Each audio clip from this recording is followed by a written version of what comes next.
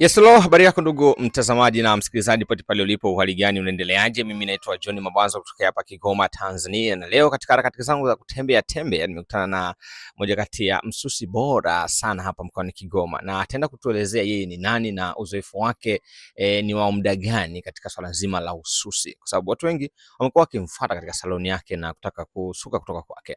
Ukimwangalia bado ni binti, lakini anafanya maajabu.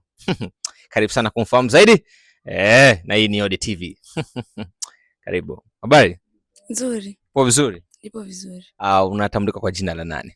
Matrida Saluni. Matrida Saluni. Kazi ya saluni umeanza lini?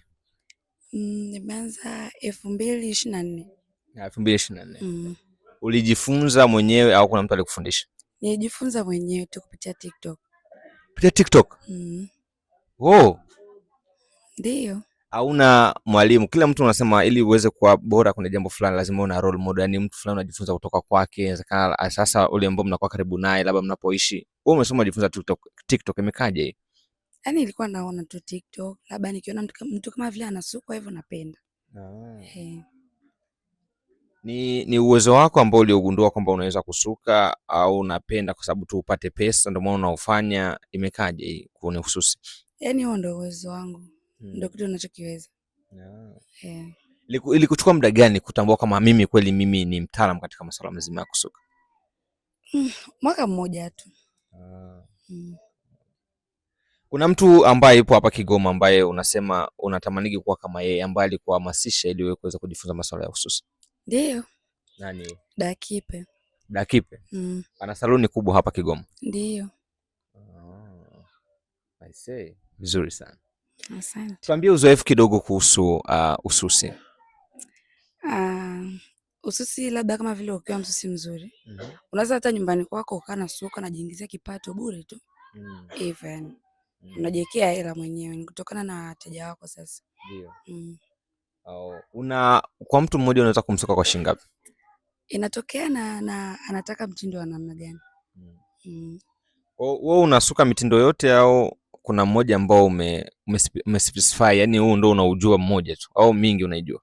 Mitindo mingi najua, labda ile mipya ile labda mtu anakuja na mtindo wake ambao bado umetoka au unajitahidi. Yaani wewe misuko yote, yani wewe ikija unapiga sana? Ndio, nasuka. Na yote umejifunza kwenye TikTok? Ndio, TikTok. Unafanya kitu cha tofauti kwa sababu wengi wanatumia TikTok kujiposti, unajua mimi sijui nimefanya idea na mara anajiweka sijui makala fulani. Uliwezaje kujua kama TikTok ni sehemu wewe kujifunzia na sio sehemu ya kupata burudani? Nilikuwa napenda sana kuingia TikTok. Nikaona kabisa nani kusuka. Nikaona sifani yangu iko najifunza nafuatilia hivyo. TikTok unatumia muda mwingi sana kwenye kujifunza kuliko kujiposti? Ndio, na hapo na posti na kazi zangu na posti TikTok hivyo. Mpaka sasa hivi una wateja kiasi gani? Na wateja wengi sana, ndugu zangu, marafiki, wapitaji hivyo. Kwa watu wale ambao walikuwa wanakufahamu kabla, baada ya kuona unaanza kusuka walikuchukuliaje? Kama mama yangu alinishangaa. Wala hakuwa anaamini kama mimi naweza nikasuka. Kuna siku nimwambia mama, kaa hapo nikusuki. Kipindi hicho miaka ya nyuma kidogo. Akakaa nikamsuka, akanishangaa kweli. Yaani sijafunzwa mimi eti kwamba njoo hapa nikufunze kusuka. Sijafunzwa. Hii inanishangaza. Yaani hakuna hata mtu ambaye kuelekeza hapa ndio usuke hivi ndio usuke hivi, hakuna. Yaani ni TikTok. Hamna. Hii ni ajabu kweli. Ndugu mtazamaji, kama unavyoona hii ni ajabu sana. Lakini pia unaweza kujifunza kwa sababu hapa anakupa mbinu za namna gani unaweza kutumia mitandao ya kijamii ili kuweza kujifunza zaidi. Tuambie changamoto ambazo unaweza kukutana nazo katika masuala mazima ya ususi. Changamoto ni nyingi. Mteja anaweza akaja ameleta mtindo wake umsuke. Sasa akana bishana, ni umeshamaliza kumsuka kabisa, nakwambia kwamba umemsuka vibaya. Hajapendezwa na ulivyomsuka. Hivyo, changamoto ni nyingi sana. Okay. Vipi kama changamoto ambayo au msusi amekuja na ule msuko ambao ameuleta wewe ufahamu vizuri, wewe unafanya nini? Cha kwanza si mafundi waga tukataa tuwezi. Hicho ni cha kwanza waga tukatai kabisa. Hata kama unajua kabisa huyo mtindo sijawahi kusukaga. Lakini lazima ufanyeje, ujitahidi tu. Yaani bora ukatizama tu ili mradi ufanyeje. Uangaliani na ujitahidi. Hivyo yani. Sasa inachukua muda gani kuweza kutazama ule msuko na kuweza kujifunza, na ingali ujui na ule mteja anakusubiri kwa muda gani? Je, waga anakuvumilia au unamwambia kwanza nenda kwanza uje baadaye? Yaani unatumia mbinu gani na kipindi hicho ambacho unaendelea kujifunza na huo msuko, waga unatumia muda gani ili mteja aweze kukuelewa na uweze kumsuka? Amna, hata haichukui hata muda. Anaweza akakaa hapo na simu yake akana kuonesha mtindo na unasuka.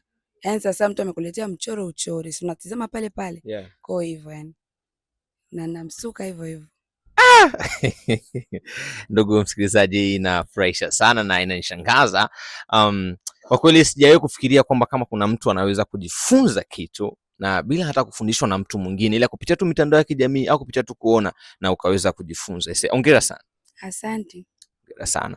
Na kwa wale ambao wanatumia mitandao ya kijamii vibaya bila kujifunza kwa vile vitu ambavyo wanavyovipenda, unawashauri nini? Nawashauri kama mabinti ambao wana makazi. Yeah.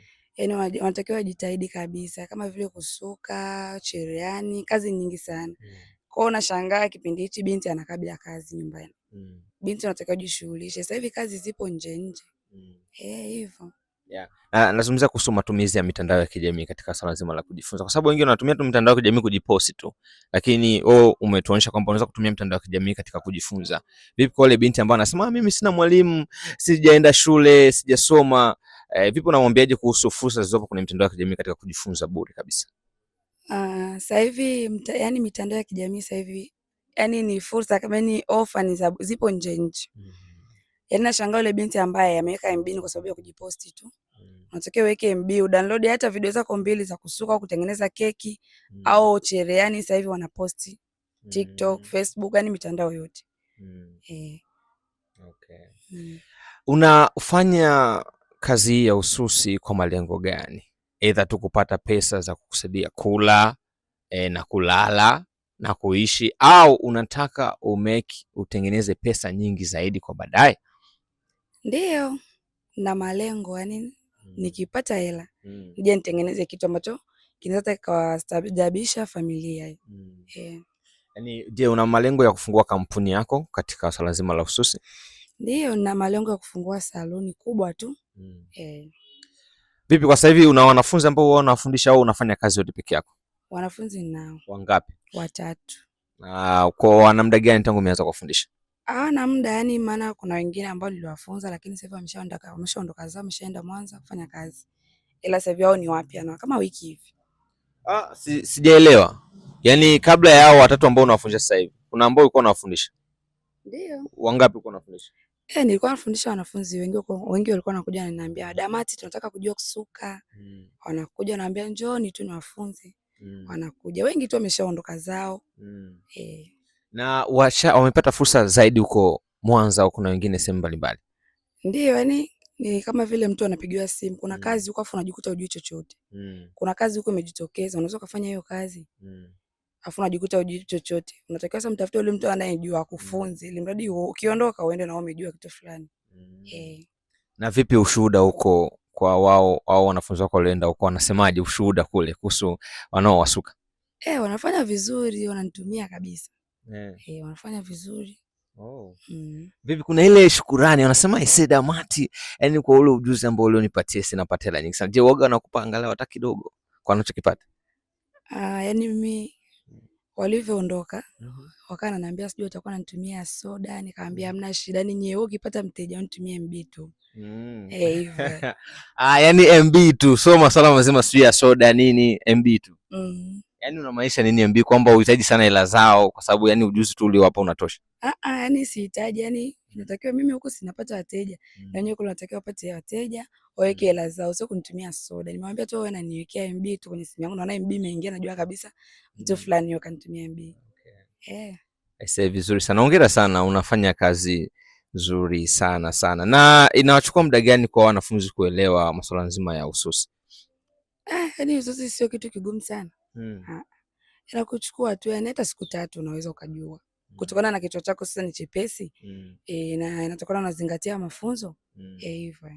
Ushakutana na wanafunzi tofauti? Kuna wale ambao anakutana na kipaji cha kusuka ila ndo alikuwa hajajua namna ya kusuka, na kule mtu ambaye hana kipaji kabisa cha kusuka. Je, ushakutana na watu na changamoto zao waga zipoje? Ndio, yani mimi nishaga kukutana na mtu ambaye anajua kabisa. Yani sasa anataka kuongeza. Yani unajikuta unamfunza mtu na anakuambia hapa hutakiwi kufanya hivi. Unatakiwa ufanye hivi. Yani yeye ndo anakuelekeza na yeye. Yani inakuwa mnaongezeana kitu fulani hivi. Vizuri sana. Basi kuna watu wanatamani uwasuke, wanaokutazama muda huu wanatamani wakufuate, uwasuke ili wajue, je, unachokizungumza kweli kinaendana na unavyofanya? Basi tuambie unapatikana wapi na namba zako za simu, itakuwa ni vizuri sana kwa nene kutazama muda huu ili akutafute zaidi.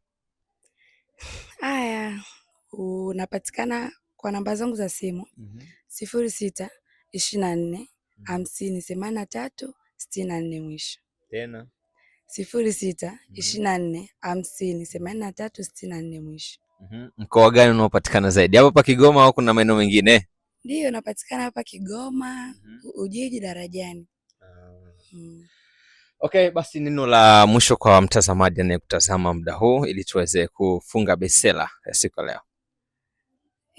Kama hivyo nawapenda na yote ananisikiliza, binti mwenye umri kama wa kwangu ajifunze kupitia mimi. Kila kitu sio, yani kitu ukitaka kujua kitu unatakiwa upambane. Usikae nyumbani tu. Unashinda TikTok lakini unashindwa kujifunza kazi. Kazi ni nyingi sana na sasa hivi kila kitu ni free. Kwa usifahamu tu free maana yake ni bure. Na mimi naitwa John Mabwanzo, bila shaka umefurahia, umeenjoy na umepata hamasa kubwa sana kwa wewe ambaye ulikuwa hujachukua hatua na umekata tamaa kwa muda mrefu kwamba hakuna kazi, hakuna ajira. Lakini kijana mwenzako, binti mwenzako mrembo namna hii amejaribu kuonyesha namna gani ambavyo unaweza kutumia mitandao ya kijamii kujiingizia fursa na kujipatia pesa ambazo ni kwa ajili ya maisha yako ya kila siku. Na sasa tukuisha tu pesa za kula, pia hata pesa za kusaidia jamii na kuwa mtu mkubwa zaidi. Kama alivyosema kwamba atafungua kampuni na mimi nitahusika kwenye kampuni yake, lakini kama unavyokumbuka kwamba alikataa kwamba atumie pesa na wale wanafunzi wake ambao walikuwa wanawafundisha, kwa hiyo alijua labda nitamwomba pesa, lakini ni kwa sababu lengo langu hilo. Lakini mimi nakupenda sana, bila shaka umeenjoy vya kutosha. Kumbuka hii ni Yodi TV, tukutane wakati mwingine. See you then.